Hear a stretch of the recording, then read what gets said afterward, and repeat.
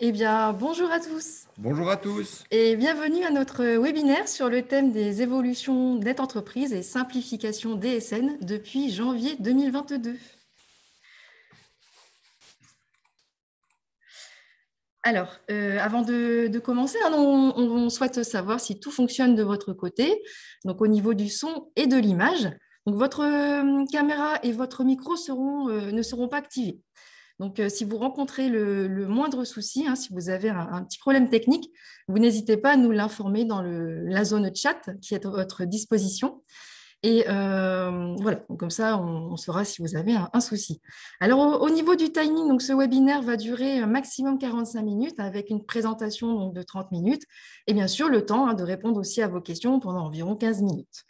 Donc, vous pouvez poser bien sûr vos questions tout au long du webinaire. Par contre, sur la zone Q&R qui est également à votre disposition, comme vous voyez sur la slide. Et vos questions, ce sera bien sûr d'ordre général. On ne va pas présenter de cas particuliers aujourd'hui. Et les supports pour information vous seront bien sûr transmis voilà, par la suite dans la journée ou dans les jours qui suivent. On va se présenter pour commencer. Donc, je suis Bénédicte Carlier, donc je suis conseillère employeur à la CPAM de l'île Douai. Eh bien, bonjour, je suis Guillaume Coussard, donc conseiller employeur à la CPAM de l'île Douai également. Et bonjour à tous, je suis Anne-Sophie Daès, également conseillère employeur. Et donc, je serai modératrice, je répondrai à vos questions à la fin de notre webinaire. À tout à l'heure. À tout à l'heure, Anne-Sophie. À tout à l'heure. Alors, commençons donc par les évolutions de Net Entreprise. Alors aujourd'hui, les attestations de salaire sont majoritairement issues de la DSN. Alors évidemment, il y a encore des cas particuliers avec l'envoi d'attestations par Net Entreprise. Alors aujourd'hui, pour la Caisse de l'île Douai, nous sommes à un taux de 61,7% de réception en DSN. Donc, la volumétrie du flux DSN, elle va représenter en chiffres 161 000 dossiers en 2021 reçus en DSN sur 262 000 en dématérialisation totale, donc net entreprise et la DSN. Donc, vous voyez le flux énorme que nous pouvons recevoir chez nous, dans notre caisse. Donc, il reste encore des rejets que vous pouvez avoir en DSN, dont la possibilité de refaire vos attestations rectificatives, par exemple, par net entreprise. Voilà, ça c'est bien ancré. Net entreprise, c'est encore possible. Et surtout, quand vous avez des rejets qui ne sont pas corrigeables sur votre logiciel de paie, n'hésitez pas à passer par net entreprise avec la coche rectificative. Alors, pour le changement de version de l'attestation de salaire, donc je suppose que vous avez constaté des petites évolutions depuis janvier 2022. Donc, on va rentrer en détail sur ces évolutions. Alors, le premier, c'est le congé deuil de l'enfant qui a été récemment ajouté dans vos flux DSN, mais également sur le service des attestations de salaire de net entreprise. Alors, si jamais, évidemment, vous avez eu le rejet dans le flux DSN pour ce motif, voilà, vous savez que vous pouvez maintenant passer par net entreprise pour effectuer ce motif. Alors, pour rappel, réglementation, bien sûr, pour rappel, le congé de deuil est un congé donc, de droit qui concerne l'un ou l'autre des deux parents d'un enfant décédé avant l'âge de 25 ans, ainsi que, bien sûr, là où les personnes qui avaient la charge effective et permanente d'une personne décédée avant l'âge de 25 ans. Donc, l'indemnisation du congé deuil est également possible lorsqu'un enfant n'est pas né vivant, mais il a atteint un seuil, ce qu'on appelle un seuil de viabilité, qui est par contre, lui, fixé par l'Organisation mondiale de la santé. Alors, eux, ils vont indiquer que c'est la naissance après 22 semaines d'aménorrhée ou un poids du fœtus qui est de 500 grammes. Donc, le congé de deuil, il doit être pris dans un délai d'1 an à compter de la date du décès et la durée de celui-ci est de 8 jours maximum pour un travailleur salarié. Donc, votre salarié, il doit transmettre l'acte de décès ainsi qu'une demande écrite auprès de nous, Caisse primaire d'assurance maladie. Et bien sûr, voilà, dès le début de son congé de deuil, vous devez établir une attestation de salaire. Alors là, on va rentrer dans le détail ici sur net entreprise de cette attestation de salaire pour le deuil de l'enfant. Donc, vous saisissez bien du coup au risque voilà, du deuil, mais bien sûr, ce sera considéré comme la paternité ou la maternité. Au moment où vous allez indiquer les salaires, donc on va demander d'indiquer les montants bruts moins 21%. Donc, vous allez faire la coche réduit. Donc, voilà, aujourd'hui, vous avez la possibilité de brut et de réduit. Réduit, c'est ça, c'est bien pour le risque maternité-paternité et bien sûr maintenant pour le deuil de l'enfant. Et donc, ce sera bien les salaires des montants bruts moins les 21%. Alors, maintenant, passons à la subrogation sur net entreprise. Vous avez constaté ici une évolution également qui est la saisie de l'IBAN systématique. Alors, en ce qui concerne la subrogation, évidemment, si vous l'appliquez au sein de la société, aujourd'hui, sur l'étape 6 de net entreprise, c'est dorénavant une phase obligatoire. Elle est systématique. À chaque nouvelle saisie, si vous appliquez la subrogation, vous allez devoir indiquer manuellement votre IBAN. Donc, voilà, c'est National qui a décidé ça depuis janvier 2022. Et bien sûr, si vous passez à côté si vous ne saisissez pas votre IBAN, vous ne pourrez pas passer à l'étape suivante. Voilà, ça c'est juste pour information. Et sinon, si vous avez le système DSN, vous utilisez votre flux DSN, donc votre logiciel de paie. Là, par contre, on reviendra dessus tout à l'heure, mais l'IBAN, lui, sera automatiquement programmé dans votre logiciel, vous l'aurez enregistré. Donc voilà, vous avez juste à saisir les dates maximales prévues par votre convention collective. Alors, la suppression des pièces jointes sur net entreprise. Donc, pour ceux qui ont déjà participé à nos précédents webinaires, on en a déjà parlé.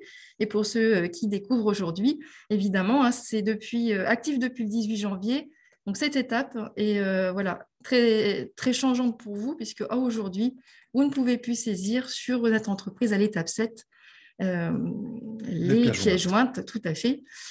Donc, il y a une procédure, une nouvelle procédure qui est donc l'envoi sur une adresse mail spécifique. Alors, Anne-Sophie, tout à l'heure, vous mettra le lien sur le chat, mais dans tous les cas, on renverra cette adresse quand on vous enverra les diaporamas. Voilà, donc c'est une adresse mail spécifique qui commencera toujours par DSNPJ, quel que soit le mode de transmission, hein, que ce soit du coup maintenant en DSN. Ça, je pense que pour ceux qui pratiquent la DSN, vous avez déjà fait cette étape-là. Mais donc, pour l'attestation de salaire par Net Entreprise, voilà, dorénavant, c'est par une adresse mail spécifique qui commencera par DSNPJ.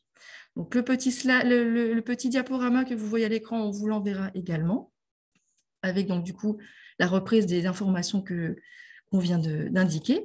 Et ici, donc, sur Net Entreprise également, vous avez une procédure qui est complète sur la base de connaissances Net Entreprise, avec bien sûr l'indication de quel format, comment le transmettre et surtout à quelle adresse. Parce qu'il va falloir l'envoyer à l'adresse de rattachement de vos salariés.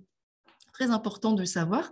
Et donc, du coup, dans ce lien, sur la base de connaissances Net Entreprise, vous aurez bien toutes les adresses de toutes les caisses de France, de rattachement de vos salariés. Et donc, voilà, il n'y aura plus qu'à la copier pour pouvoir la transmettre. Donc, ça ne change pas pour les pièces justificatives. Il faudra bien sûr joindre les bulletins d'hospitalisation, les attestations de présence de cure, le tableau de fractionnement de congé paternité pour le nouveau format du congé paternité, les bulletins d'hospitalisation aussi également si jamais l'enfant est en service de néonatologie, vous pouvez joindre, et les autres justificatifs de naissance, par exemple l'acte de naissance. Voilà, ça ce sont les pièces qui sont recevables sur cette adresse mail. Et donc, bien sûr, vous aurez toutes les informations qu'on vous enverra par mail. Alors, petite astuce pour retrouver la CPAM d'affiliation de votre salarié, vous tapez le code postal du salarié, de l'adresse du salarié. Sur le site Amélie, il vous indiquera tout de suite la CPAM dont il dépend. Voilà, si vous avez un doute. Voilà. Alors, d'autres évolutions par rapport au compte-rendu métier. Alors, certains ont peut-être déjà eu le cas. Donc, quand vous envoyez une attestation par Net Entreprise, vous recevez un compte-rendu métier par nos soins, vous indiquant l'état du dossier. Donc, soit il y a eu un motif de rejet et vous explique ce qui s'est passé et donc vous devez refaire une attestation de salaire rectificative. Et aujourd'hui, même si c'est un compte-rendu métier qui est passé, donc c'est-à-dire positif, votre attestation de salaire est traitée, vous allez quand même recevoir un compte bien rendu avec une notification, justement, vous précisant cette nouvelle procédure des pièces jointes. Donc, il ne faut pas vous inquiéter, ce n'est pas parce qu'on ne l'a pas reçu, c'est vraiment à titre d'information. Donc, si vous voyez que votre compte rendu métier n'a pas d'autres notifications, c'est-à-dire que elle est bien passée, elle est bien traitée chez nous, voilà, c'était à titre d'information, ne renvoyez pas les pièces, surtout. Donc là, c'est vrai que ça n'a pas été forcément indiqué sur notre entreprise par rapport à cette notification dans les comptes rendus. Mais voilà, c'est à titre d'information pour que vous ayez bien la procédure à chaque fois, si jamais vous ne l'avez pas conservée ou pas retenue sur le poste informatique. Vous recopiez l'adresse et vous arrivez sur la nouvelle procédure pour récapitulation des informations. Alors, on va passer à un petit sondage, juste pour information. Donc, c'est vraiment pour savoir un petit peu où vous en êtes aujourd'hui. Donc, le sondage va tout simplement porter sur...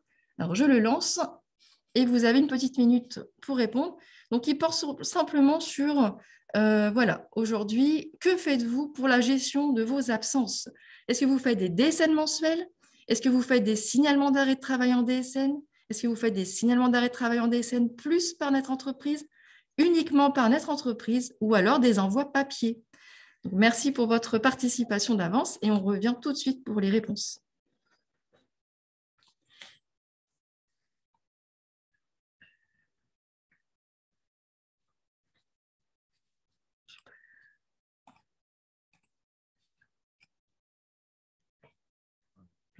Tout le monde a bientôt répondu.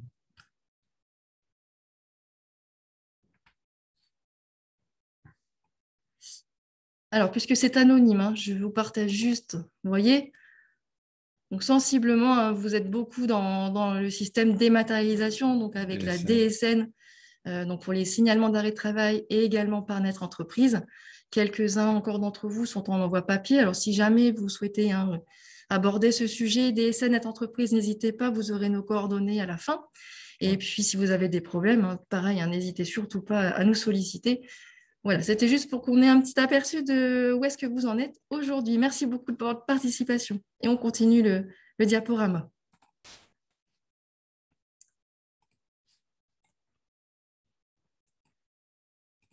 Et donc, je passe la main à Guillaume. Eh bien, merci Bénédicte. Alors, nous allons voir maintenant l'évolution sur les nouvelles saisies sur Net Entreprise dans le cas d'une nouvelle embauche sur Net Entreprise. Hein. Donc, alors, vous avez peut-être constaté également qu'il y a des changements. Donc, en cas de nouvelle embauche sur la période de référence, le salaire à rétablir sera uniquement sur le mois de l'embauche. Il y a la fin des simulations d'IJ, en fait, IJ, indemnité journalière, hein, bien sûr. Et par contre, en DSN, grâce à la saisie de vos données mensuelles, les informations redescendent automatiquement. Hein, c'est transparent pour vous. Donc, en cas de nouvelle embauche, le mois précédent l'arrêt, le salaire est à 0 pour le ou les mois qui précèdent. Donc, le salaire à rétablir, c'est bien uniquement celui sur le mois de l'embauche. Hein. Et ensuite, il faudra forcer les salaires à 0 pour passer à l'étape suivante. Il faudra bien aller cliquer et forcer sur le salaire à 0. Hein. Donc, on le voit sur l'exemple. Donc là, il y a encore un autre exemple.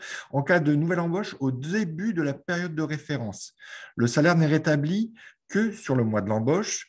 Et ensuite, on indiquera sur les salaires, sur les mois suivants, vraiment les salaires réellement perçus sur les mois postérieurs à l'embauche. Alors, attention, en cas d'arrêt de travail sur le mois d'embauche, les salaires de référence seront à 0 en saisie Net Entreprise et des pièces seront demandées aux salariés. Ce n'est pas parce qu'on aura 0 qu'on va pas indemniser chez nous.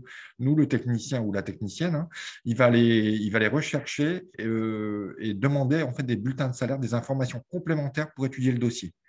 Voilà. Donc, il y a aussi également des simplifications. Vous l'avez peut-être constaté en DSN. Donc, on va les voir. C'est la génération automatique des données en DSN.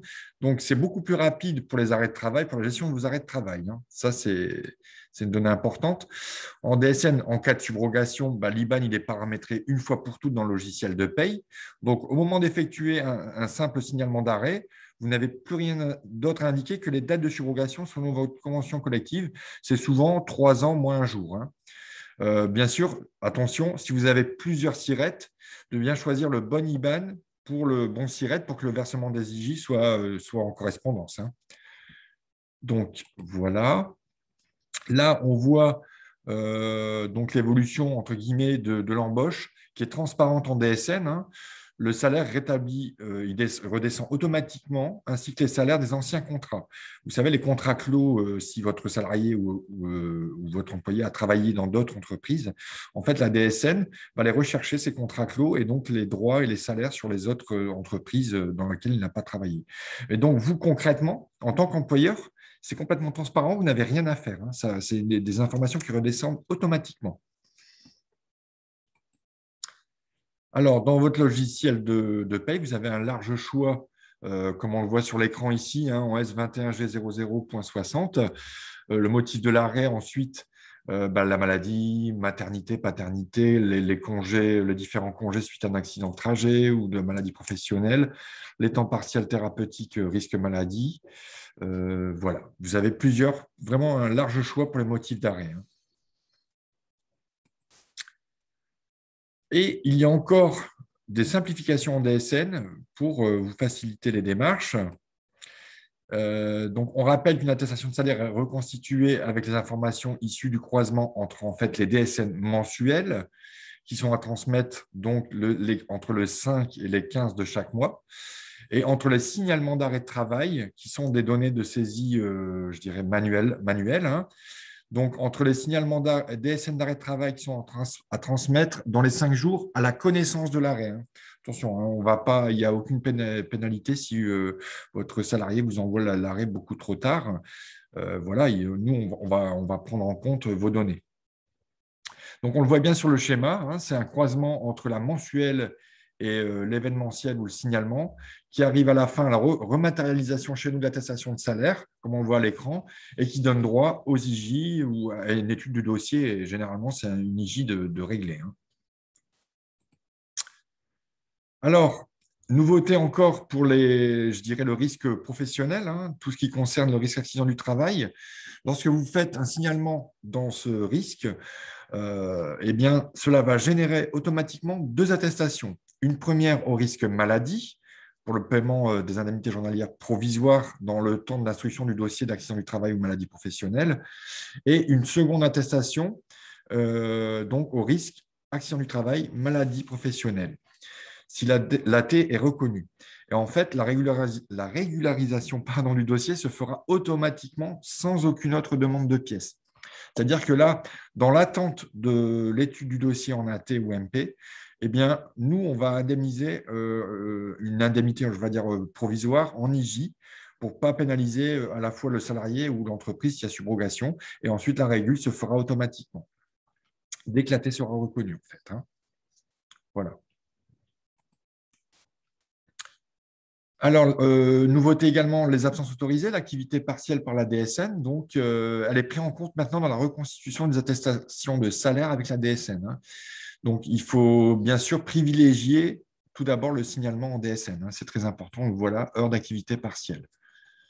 Donc, c'est pris en charge par le système de la DSN. Et donc, eh bien, voilà. Donc, on a vu toutes les nouveautés en DSN. Tout à fait, Guillaume. Donc, on retrouve là sur la fiche eh bien, un site que vous devez à tout prix mettre dans vos favoris. Non, je plaisante, mais des fois, c'est une mine d'informations très intéressante, amélie.fr, aussi bien la partie entreprise que salarié, mais vous, bien sûr, ça sera la partie entreprise.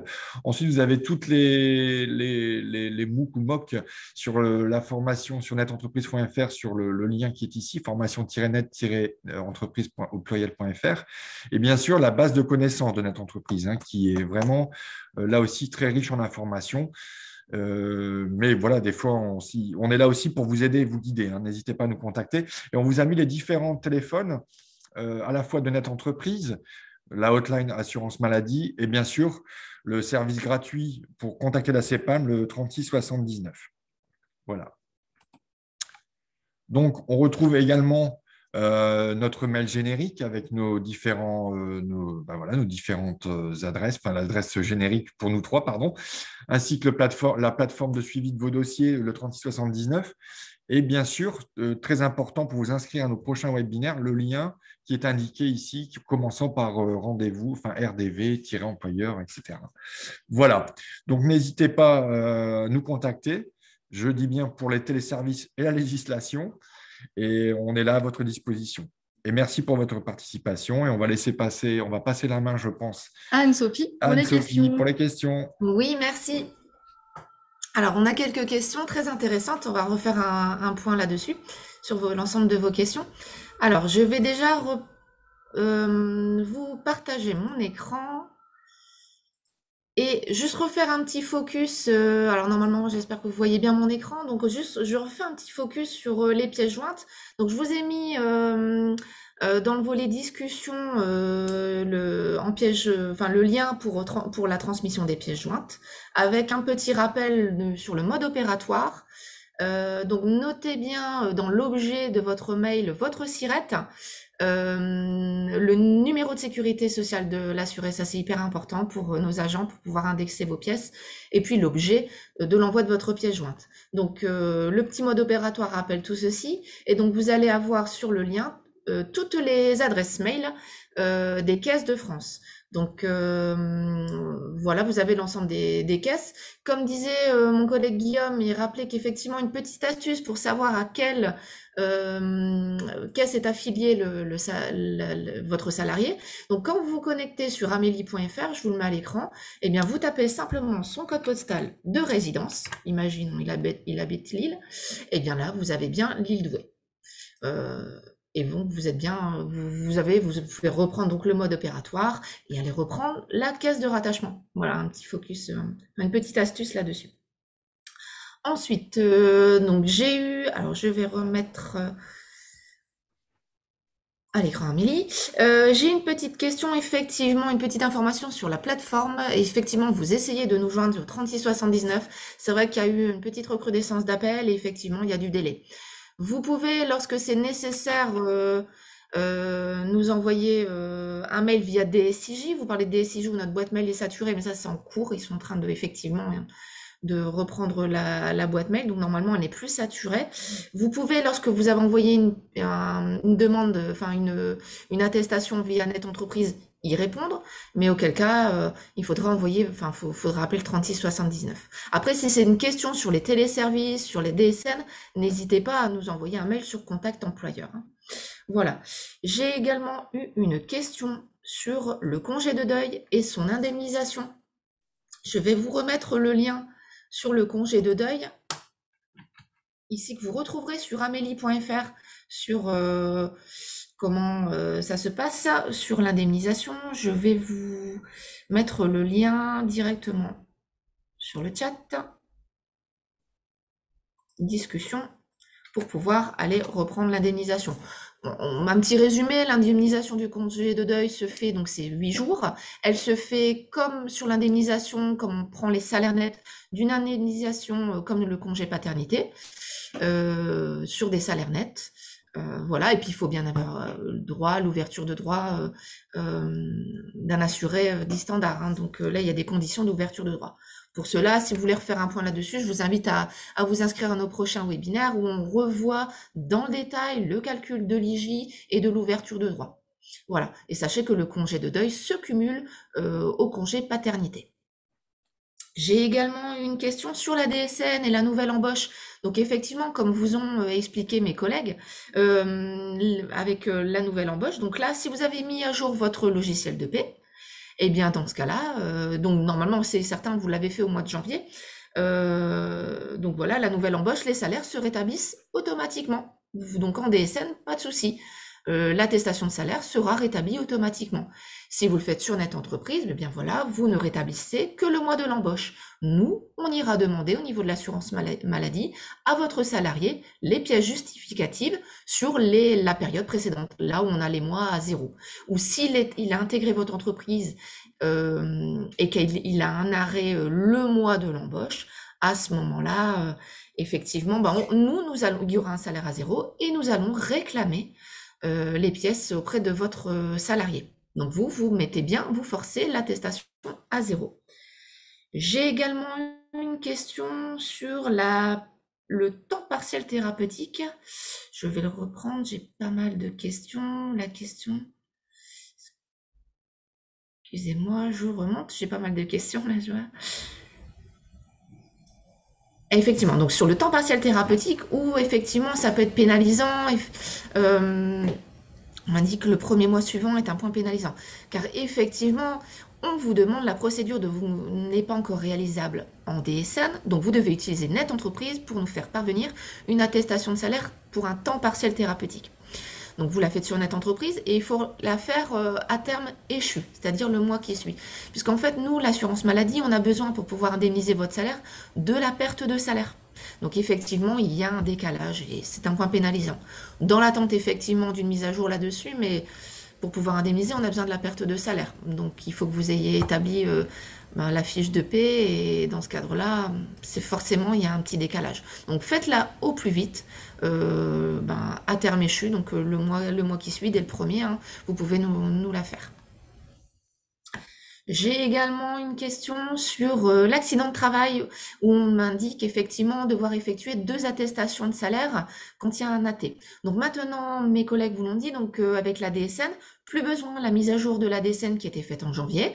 En DSN, on a systématiquement, nous, au niveau de l'assurance maladie, 2 attestations qui s'émettent. Quand vous faites, par contre, l'attestation via votre logiciel de paie. Si vous faites bien en DSN, vous faites juste une DSN événementielle accident du travail et nous, au niveau de l'assurance maladie, on va réceptionner 2 attestations, une en maladie et une en accident de travail. Donc pour vous, c'est transparent, vous faites juste une attestation en accident de travail, DSN. Voilà, ça c'est bien pour ceux qui font la DSN. C'est beaucoup plus pratique pour vous. Pour ceux qui font seulement Net Entreprise, là, dans ce cas-là, effectivement, dans l'attente de l'étude de l'accident de travail, il faudra faire 2 attestations de salaire, une en accident de travail et une en maladie. Voilà, c'est un petit peu plus long, un petit peu plus fastidieux. Alors ensuite, j'ai eu d'autres questions. Comment déclarer un salarié en accident de travail, en maladie professionnelle sur Net Entreprise? Ben là, je vous invite à venir, on a sur d'autres webinaires où on va vraiment aller dans le détail là-dessus. Mais lorsque vous vous connectez sur votre compte, sur Net Entreprise, vous avez plusieurs possibilités d'attestation de salaire et vous allez aller choisir l'attestation de salaire, accident du travail et maladie professionnelle. Et vous vous laissez guider sur les étapes, hein. Voilà, si vous voulez aller dans le détail, inscrivez-vous à notre prochain webinaire qui de tête se situe courant du mois de juin. On ira dans le détail de comment faire une attestation. Alors, nous rencontrons a priori des difficultés pour les pièces jointes. À la CPM de l'île Douai, dès qu'il y a une pièce jointe, nos mails sont rejetés par notre fournisseur d'accès. Avez-vous d'autres... Alors, on n'a pas eu de retour là-dessus. Il y a vraiment une procédure que je vous remets à l'écran. C'est la suivante. Les pièces jointes ne peuvent être envoyées que par mail. Et vous l'envoyez bien à la caisse primaire d'affiliation de votre salarié. Et il ne doit pas y avoir de souci. Voilà, c'est pas via votre logiciel, hein. C'est vous faites votre DSN et parallèlement, vous envoyez un petit mail avec les pièces jointes et vous rappelez bien le mode opératoire que vous retrouverez dans le lien.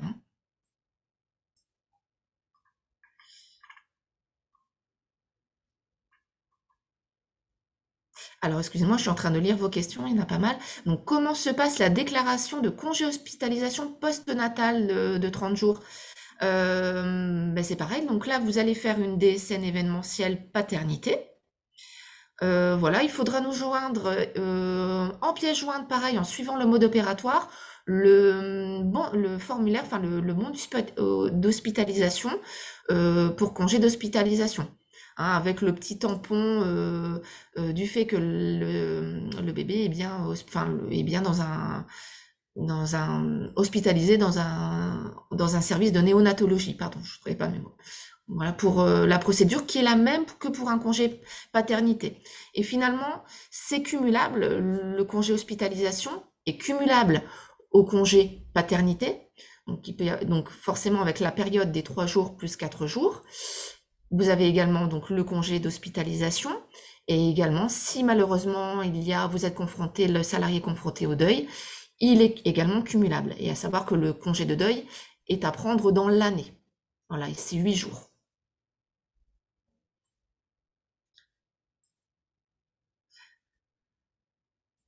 Alors, ensuite, j'ai quelle spécificité de l'attestation de salaire d'un salarié reconnu en invalidité. Donc là, c'est complètement différent. Il n'y a pas de...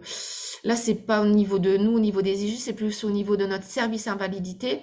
Là, il faudrait nous renvoyer. Je vous invite à nous envoyer un mail sur Contact Employeur en reprécisant plus spécifiquement votre demande là-dessus, parce que là, c'est vraiment beaucoup plus spécifique.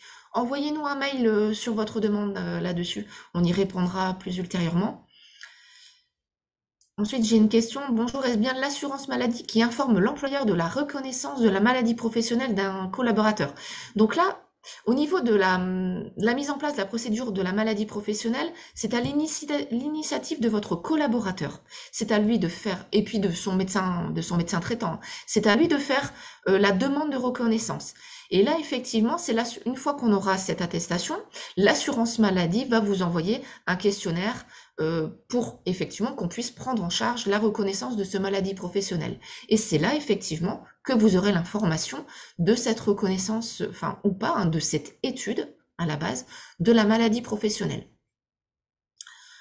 Voilà pour la maladie professionnelle. Ensuite, j'ai une question concernant la saisie des salaires. Peut-on choisir systématiquement salaire brut ou salaire moins les 21%? Alors, lorsque vous allez prendre... Là, c'est 2 choses différentes. Dans le cadre d'une attestation de salaire maladie, il faudra bien cocher les salaires bruts. Et puis, donc, vous allez nous indiquer les salaires bruts des mois qui précèdent. Et quand vous allez prendre une attestation de salaire maternité ou paternité, il faudra bien cocher réduit. Réduit, en fait, c'est les bruts moins les cotisations. Donc, c'est les salaires nets. On vous a dit réduit. Vous réduisez, en fait, vous prenez le brut et vous enlevez 21%. Donc, c'est à vous de bien cocher. Mais de toute façon, si vous avez bien pris l'attestation maladie et que donc il va falloir nous cocher brut, hein, et si vous cochez réduit, net entreprise va vous mettre une petite erreur. Hein. Ensuite, j'ai d'autres questions. Quel est l'arrêt de travail à saisir en priorité dans notre logiciel de prêt entre une attestation d'isolement et un arrêt de travail initial pour maladie avec des dates identiques? Donc là, c'est effectivement à voir dans votre logiciel. Donc vous allez gérer une absence. Si votre logiciel, effectivement, vous donne cette spécificité isolement parce que vous allez avoir un certificat d'isolement de la part de votre salarié, effectivement, vous allez prioriser cette attestation. Enfin, ce justificatif d'absence. Le tout est de bien saisir une absence dans votre logiciel. Voilà. Donc, si vous avez effectivement l'information, normalement, vous n'avez pas l'information que c'est pour une absence Covid. Mais vu que vous avez une attestation isolement, voilà, vous en déduisez que c'est une attestation isolement. Bon, la différence entre l'arrêt Covid et l'arrêt maladie, c'est qu'effectivement, l'arrêt Covid, il n'y a pas de carence. D'accord? Mais sinon, l'indemnisation, non, effectivement, est la même en termes d'IJ, sauf quand dans le cadre de la Covid, il n'y a pas de carence. Mais en maladie, on a 3 jours de carence et on indemnise à compter du 4e jour. Mais vous, au niveau de la démarche administrative employeur, vous faites une attestation de salaire en DSN. Voilà. Ensuite, j'ai une question sur le bulletin d'hospitalisation. Pour un cas classique de maladie, hospitalisation précédant un arrêt, devons-nous vous l'envoyer par mail suivant le nouveau process? Alors oui, effectivement, idéalement, alors non, sachez que le bulletin d'hospitalisation vaut arrêt de travail. Donc dès que le salarié est hospitalisé, l'hôpital va lui transmettre un bulletin d'hospitalisation. C'est normalement à l'assuré de nous le transmettre. Il l'envoie à sa caisse primaire.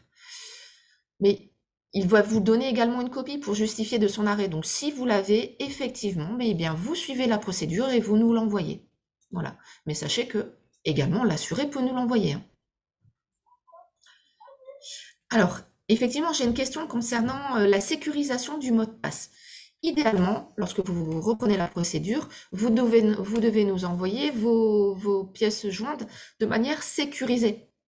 Donc, vous devez zipper vos fichiers, nous envoyer un premier mail avec en objet votre numéro de SIRET et dans le cœur de votre mail, le mot de passe. Et ensuite, dans un second mail, vous nous enverrez votre fichier zippé avec le mot de passe. Nous avons effectivement des remontées d'employeurs pour lesquels c'est un peu fastidieux ou surtout pour lesquels ils n'ont pas malheureusement la possibilité technique de zipper leur fichier. Dans ce cadre-là, nous sommes assez flexibles dans la mesure où nous avons besoin des pièces jointes, qu'il faut effectivement pouvoir indemniser vos salariés, hein, ou vous dans le cadre de la subrogation. Hein. Donc, idéalement, respectez la procédure, envoyez les fichiers zippés avec des mots de passe, parce qu'on sait, il y a beaucoup de phishing, voilà, on peut avoir des virus, donc il faut prioriser l'envoi zippé. Mais si vous n'en avez pas la possibilité technique, envoyez donc vos fichiers, on reste relativement flexible, envoyez vos fichiers en PDF. Voilà, en respectant la procédure, en objet, SIRET, numéro de sécurité sociale et l'objet.